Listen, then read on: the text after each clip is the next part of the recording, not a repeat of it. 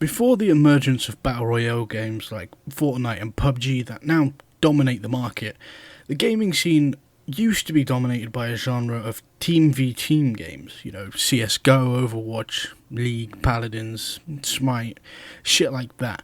But most importantly, Team Fortress 2.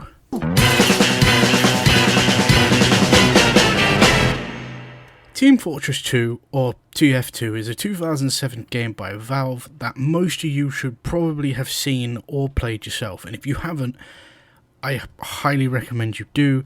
How the fuck have you not? TF2 is still widely played to this day. In fact, as of writing this, TF2 has more views on Twitch than Overwatch 2, a game that came out over 9 years prior to the original Overwatch, is doing so much better than what it is now. I'm not saying Overwatch is a good game anymore. Overwatch has gone down the shitter.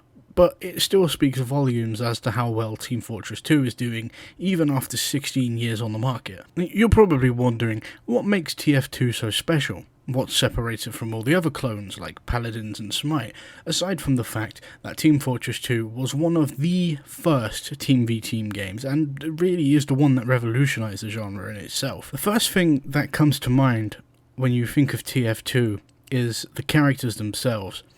Every single one of them has a rich personality and brings charm to the teams. Whether it be through voice lines or the short film series Meet The, which was made as a promotional advert for TF2, which I will come back to later.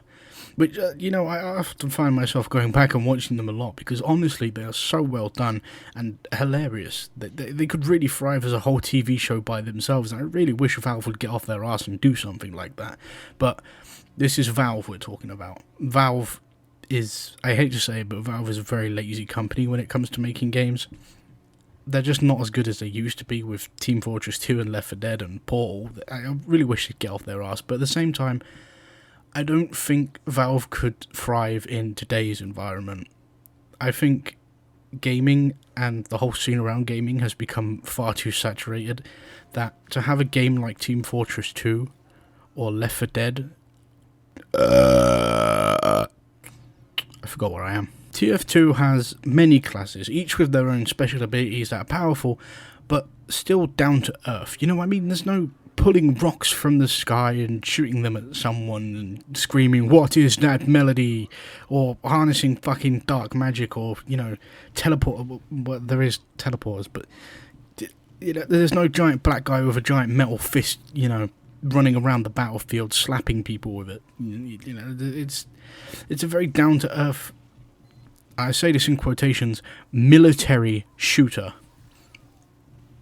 A lot of the guns they use are very basic. I mean, the soldier, for example, he has a rocket launcher and a shotgun and a frying pan. That's it. The normal weapons, Scout has a baseball bat, a pistol. Again, very basic weapons. I mean, obviously, you're not going to run into a battlefield with a baseball bat and start bashing people, or maybe you are. There's been people in wars that have used giant fucking longswords against guns, and, that's worked out for them. So, this is my permission. If you're in a war and you feel like going and bashing someone in the head with a baseball bat, go for it. You'll probably be shot down almost immediately, but if you have the conviction, good on ya.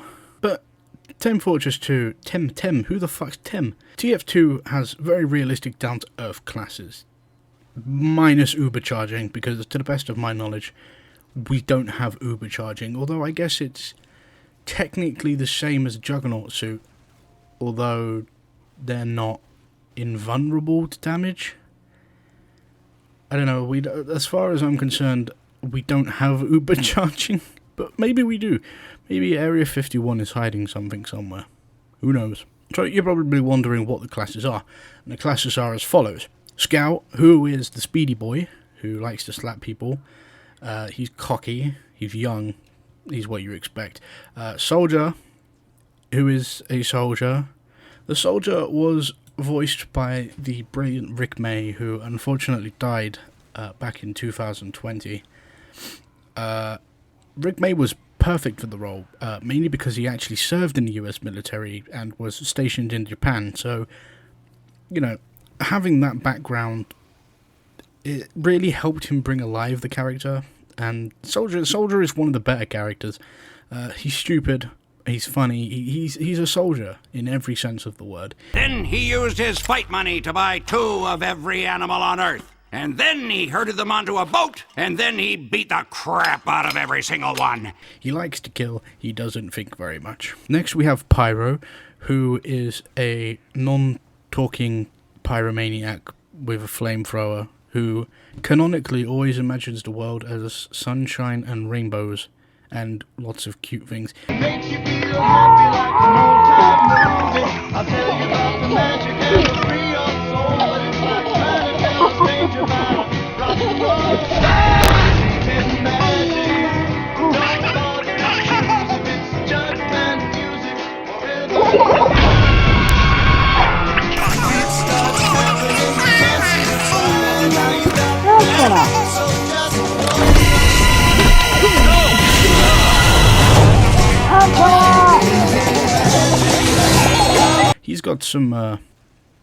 He's got some problems. Pyro also gave leeway into one of my favourite YouTubers who I've been watching since MLG Teletubbies, Pyro Cynical, who is a fat lesbian, but I love him. He's great. I respect what he does and how far he's come from MLG Teletubbies.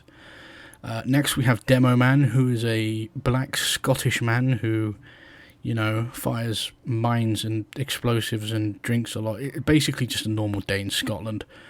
Next you have Heavy, who is a Russian bloke with a giant machine gun. It's Russia, what do you expect? The Engineer, who is down to earth. I think he's American. He definitely gives off an American Texas vibe. But basically the only way you can play Engineer is place down a turret and let the turret do all the work. That's it. That's Engineer in a nutshell.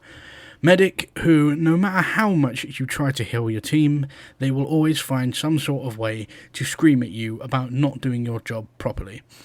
I have massive respect for all the medic players who actually try and heal the teammates.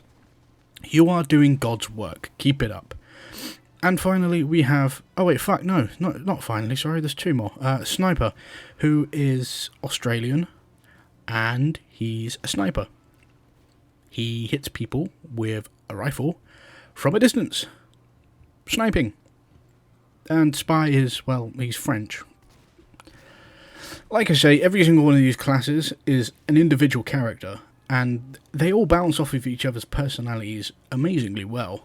The TF2 fandom is something worth mentioning as well.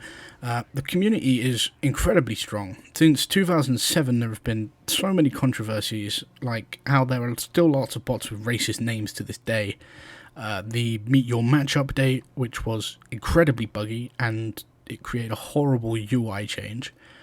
The End of the Line update, which is possibly the most overhyped community update ever. Gunmetal, which is literally just a CSGO copy update. And Jungle Inferno, which made the Pyro, who is already broken, even more overpowered. So that was a fun time to be a TF2 player. To be honest, Team Fortress 2 has a very big problem, and has always had a very big problem with overpowered and broken characters. Even to this day, they're still broken. I mean, look at Soldier, for example. If you play Soldier, I hope you burn in a fire. Soldier requires absolutely 0 brain cells. Hell, you could probably play Soldier with minus brain cells. You could play Soldier in a fucking comatose state. He is the easiest character to play, and he's so easy to you don't even have to cheese him. You aim at something, left click on your mouse, and the thing you're looking at dies. That's how you play Soldier. There is nothing more to it than that. That's Soldier. TF2 is not just a game. Despite what you may think, Team Fortress 2 is not just a game. A lot like Garry's Mod, Team Fortress 2 has spanned thousands of short films, which, you know, they're still being made to this day, and some of them have become really, really popular. They're all made in Valve's native Source Filmmaker, which I've tried out in the past. I don't fucking understand it.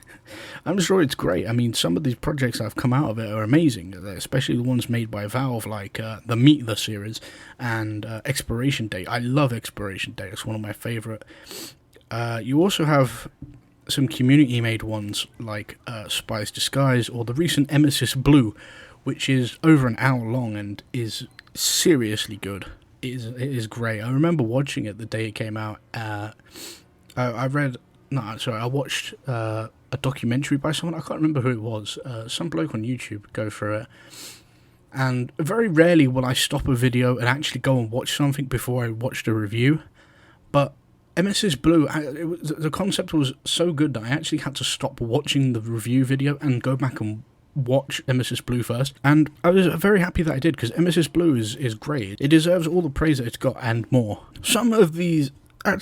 Most of these films are still amazing and hold up amazingly well, and they genuinely do deserve their own series or TV show, or the person who creates it deserves credit because they're amazing, and I just wish more people could become part of the short film community. But the idea that a 16-year-old game is still outperforming a huge majority of recent games, and I mean a huge majority, look at recent games like Forspoken or let's think of another shit game. Let's just say the whole of 2023, to be honest. TF2 may be outperforming, but it doesn't mean it's still getting regular updates. In fact, for a while, Team Fortress 2 hasn't really been getting anything. It's been in somewhat of a drought because of Valve. Valve being lazy. They're Valve. Like I said in the beginning of the video, they're useless to an extent. However, the fan base, while cancerous in some parts, are very optimistic, and they love the game. They really love the community that they're a part of. And as of writing, Team Fortress 2 has been slated for an upcoming update, so who knows how that's going to go. Team Fortress 2 is very much worth your time if you can get past the racism that a lot of other games have, but predominantly in Team Fortress 2, it's a very big problem. Take it from me. Did I mention that it's free to play?